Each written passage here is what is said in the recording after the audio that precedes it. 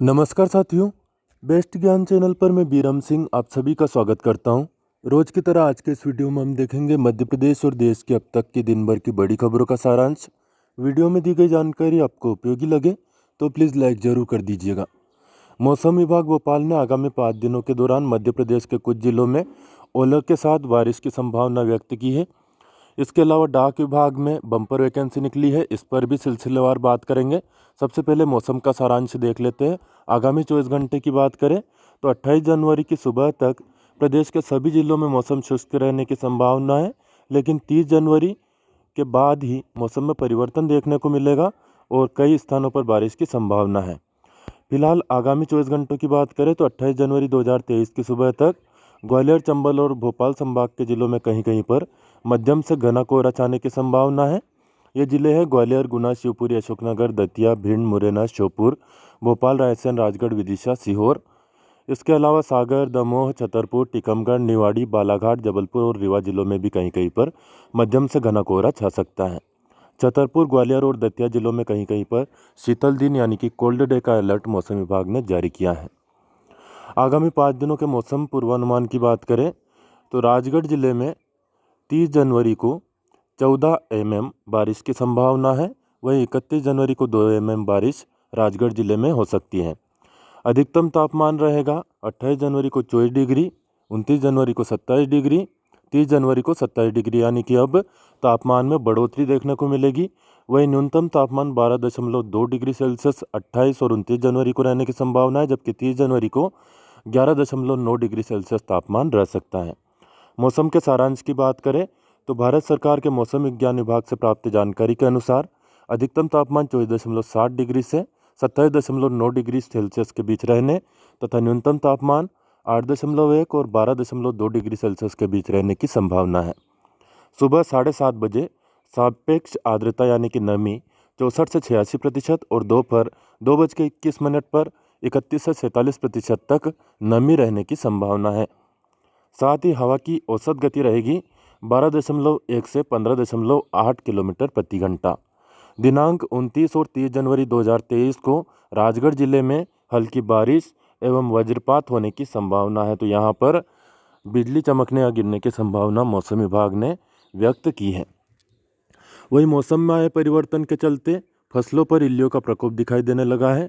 गेहूं की फसल में पहले कभी भी इल्ली नहीं देखी गई, लेकिन इस बार गेहूं की फसल पर ही इल्ली का प्रकोप देखा जा रहा है। इस इल्ली का नाम है फॉल आर्मी वर्म। इस कीट के प्रकोप से बचने के लिए इमामेक्टिन बेंजोएट 100 ग्राम दवा प्रति एकड़ छिड़काव कर सकते हैं। इसके अलावा फ्लुएंडामाइड 50 ग्राम प्रति एकड़ या रेनेक्सिपायर कोरोमेन 40 ग्राम प्रति एकड़ में छिड़क सकते हैं। चने से इल्ली के बचाव के लिए टी आकार की खुटियाँ लगा सकते हैं। सरसों में एफिड्स का प्रकोप फूल आने की अवस्था में दिखाई देता है, जो कि पत्तियों, शाखाओं, फूलों और फलियों का रस चूसकर पौधे के विभिन्न भागों को हानि पहुंचाता है।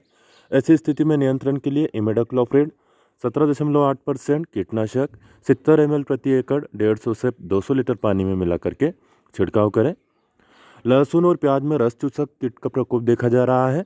इसके नियंत्रण के लिए थायोमिथोक्सम या इमिडाक्लोप्रिड 0.5 ml प्रति लीटर की दर से प्रति हेक्टर के हिसाब से आपको छिड़काव करना है। आगामी 5 दिनों के मौसम सारांश की बात करें तो भोपाल, रायसेन और सीहोर जिले में 28 जनवरी को मौसम शुष्क रहने की संभावना है। 29 जनवरी को कुछ स्थानों पर हल्की से मध्यम बारिश देखने को मिल सकती है। वहीं 30 जनवरी को भी कुछ स्थानों पर बारिश हो सकती है। विदिशा, राजगढ़ और नर्मदापुरम जिले में भी आज मौसम शुष्क रहेगा। 29 और 30 जनवरी को विदिशा और राजगढ़ जिले में कुछ स्थानों पर हल्की से मध्यम बारिश की संभावना व्यक्त की गई है। वहीं नर्मदापुरम जिले में भी 29 जनवरी को कुछ स्थानों पर हल्की से मध्यम बारिश हो सकती है। 29 जनवरी को बैतूल और हरदा जिले में भी बारिश देखने को मिल सकती है। वहीं रतलाम जिले में भी कहीं कहीं पर बारिश हो सकती है। रतलाम और उज्जैन जिले में 30 जनवरी को भी कहीं कहीं पर हल्की से मध्यम बारिश की संभावना है। वहीं मंदसौर जिले में भी 28 और 29 जनवरी को हल्की से मध्यम बारिश कहीं कहीं पर देखने को मिल सकती है। 28 जनवरी को भी मंदसौर जिले में कहीं कहीं पर बारिश की संभावना मौसम विभाग ने व्यक्त की है। नीमच, गुना इन दोनों जिलों में 29 और 30 जनवरी को कहीं कहीं पर बारिश हो सकती है। अशोकनगर और शिवपुरी जिले में 30 जनवरी को और 31 जनवरी को कहीं कहीं पर बारिश देखने को मिल सकती है। वही छतरपुर, टीकमगढ़ और निवाड़ी जिले में 28 जनवरी को मौसम शुष्क रहने की संभावना है, 29 जनवरी को कहीं कहीं पर, जबकि 30 जनवरी को कुछ स्थानों पर बारिश की संभावना है। पन्ना, दमोह और सागर जिले में 29 और 30 जनवरी को कहीं कहीं पर हल्की से मध्यम बारिश देखने को मिल सकती है। उमरिया जिले में और डिंडोरी जिले में भी कहीं कहीं पर 30 जनवरी को बारिश की संभावना है। भिंड, मुरैना और श्योपुर कला जिलों की बात करें तो 28 जनवरी को भी कहीं कहीं पर हल्की बूंदाबांदी हो सकती है। 29 जनवरी को भी और 30 जनवरी को भी कहीं कहीं पर हल्की बूंदाबांदी यहाँ पर देखने को मिल सकती है। थंडर स्टॉर्म विथ लाइटनिंग का अलर्ट यहाँ पर मौसम विभाग ने जारी किया है। वही रीवा जिले के अलावा सतना, सीधी, सिंगरौली और अनूपपुर जिले में भी कहीं कहीं पर बारिश हो सकती है। मंदसौर और नीमच जिले में 28 और 29 जनवरी को कहीं कहीं पर बूंदाबांदी की संभावना मौसम विभाग ने व्यक्त की है। वही गुना, अशोकनगर, शिवपुरी और ग्वालियर जिले में 29 जनवरी को कहीं कहीं पर बूंदाबांदी हो सकती है, जबकि 30 जनवरी को भी कहीं कहीं पर बारिश की संभावना है। रतलाम जिले में 29 और 30 जनवरी को कहीं कहीं पर, जबकि उज्जैन जिले में 30 जनवरी को कहीं कहीं पर बारिश देखने को मिल सकती है। दोस्तों, ये वे ज़िले हमने बताए हैं जहाँ पर बारिश की हल्की फुल्की संभावना है। बाकी जो भी ज़िले बच गए हैं उनमें मौसम शुष्क रहने की संभावना है आगामी 5 दिनों के दौरान, इसलिए उन ज़िलों का नाम नहीं लिया जा रहा है, लेकिन मध्य प्रदेश के उन ज़िलों में मौसम शुष्क रहने की संभावना है। 26 जनवरी को मुख्यमंत्री शिवराज सिंह चौहान ने कहा कि गांव में रहने वाली बहनों की भी आय 10,000 रुपये महीना होनी चाहिए। हालांकि कैसे होगी और कब होगी यह उन्होंने नहीं बताया है। सामाजिक समरसता के साथ सभी वर्ग के कल्याण के लिए हम आगे बढ़ रहे हैं, ऐसी बात उन्होंने कही है। फोर्स की एक रिपोर्ट के अनुसार हिंडनबर्ग रिपोर्ट के आने के बाद अरबपति गौतम अडानी दुनिया के तीसरे सबसे दौलतमंद शख्स के ओहदे से फिसल गए हैं और अब 7वें नंबर पर पहुंच गए हैं। अमेरिका की financial forensic company Hindenburg research ने आरोप लगाया है कि अडानी समूह स्टॉक मार्केट के बहुत बड़े हेराफेरी और अकाउंटिंग फ्रॉड स्कीम में शामिल है। न केवल इससे अडानी को नुकसान हुआ है, बल्कि देश के शेयर मार्केट भी धड़ाम से गिर गए हैं। 1% से ज़्यादा का नुकसान पूरे शेयर मार्केट में हुआ है और भारतीयों की करोड़ों अरबों की दौलत एक ही दिन में कम हो गई है। मुख्यमंत्री शिवराज सिंह चौहान के हाल ही के दौरे कार्यक्रम की बात करें तो मुख्यमंत्री शिवराज सिंह चौहान ने हाल ही में पुलिस लाइन भोपाल में नवनियुक्त आरक्षकों को नियुक्ति पत्र प्रदान किए।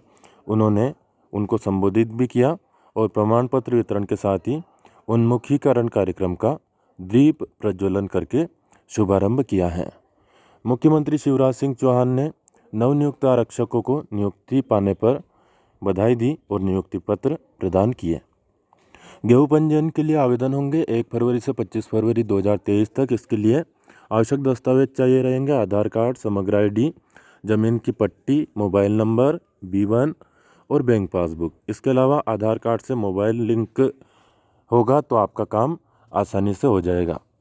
वैसे तो गेहूं का समर्थन मूल्य कम है और बाज़ार भाव अभी बहुत अच्छा चल रहा है, लेकिन आगामी दिनों में सरकार बाज़ार में बड़े पैमाने पर गेहूं की बिक्री करेगी। इस कारण से बाज़ार भाव में कमी देखने को मिलेगी, इसलिए पंजीयन ज़रूर करवा लें। ऐसा ना करें कि बाज़ार में भाव अच्छा है तो आप पंजीयन नहीं करवाएं, क्योंकि बाद में बाज़ार में भाव कम हो सकता है, क्योंकि समर्थन मूल्य पर खरीदी देर से शुरू होगी और फसलें भी अभी किसानों की नहीं आने वाली हैं। फिलहाल जो गेहूं के तेज़ भाव का फ़ायदा मिला है वह केवल व्यापारियों को मिला है। किसान पहले ही अपनी फसलों को बेच चुके थे और सरकार को चाहिए कि अब एकदम से गेहूं के भाव में कमी न करे। डाक विभाग भारत सरकार के द्वारा शाखा डाकपाल की 16,620 रिक्तियों और सहायक शाखा डाकपाल डाक सेवकों की 24,269 रिक्तियों के लिए ऑनलाइन प्रक्रिया के माध्यम से योग्य उम्मीदवारों से आवेदन मंगवाए गए हैं। विस्तृत जानकारी और ऑनलाइन आवेदन करने के लिए वेबसाइट है indiapost.gdsonline.gov.in। इस पर जाकर के पूरी जानकारी देख सकते हैं और ऑनलाइन अप्लाई कर सकते हैं। इसके लिए लास्ट डेट है 16 फरवरी 2023, तो इससे पहले आप ज़रूर अप्लाई कर दें।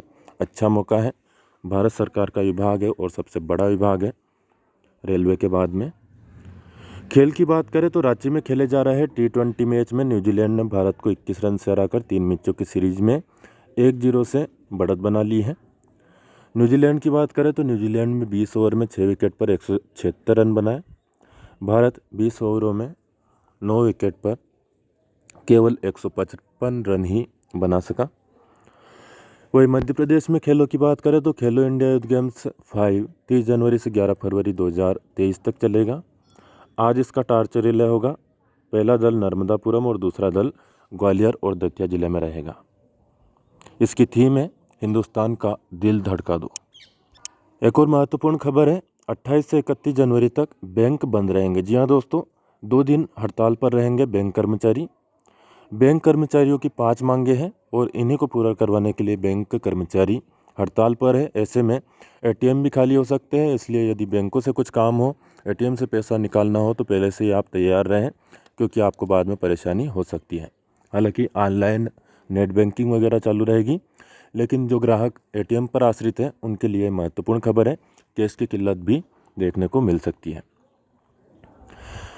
मंत्री और मुख्यमंत्री के दौरे कार्यक्रमों की बात करें तो मंत्री श्री ओम प्रकाश सकलेचा ने जावद में 5 से होने वाली विकास यात्रा को लेकर बैठक की।